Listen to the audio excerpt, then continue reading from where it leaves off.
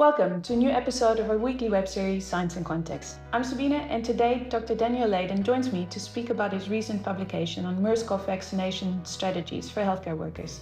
Danny, what is MERS-CoV and how is this different from SARS-CoV-1 and 2? So Middle East Respiratory Syndrome, or MERS, was first identified in 2012.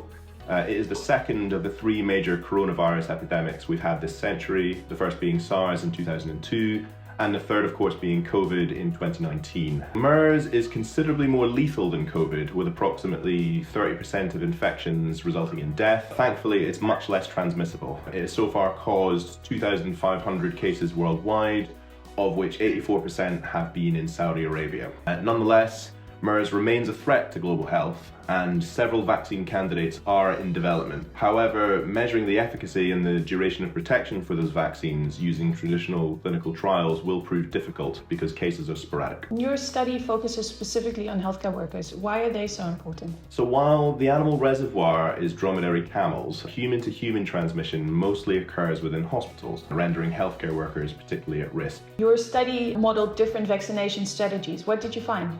Yeah, so we simulated two broad vaccination strategies for healthcare workers. Under a proactive strategy, you vaccinate in anticipation of the next MERS outbreak, whereas under a reactive strategy, you instead vaccinate in response to an already unfolding outbreak. We found that unless the vaccine duration of protection is very, very long, it's actually much better to react to an outbreak that's already unfolding.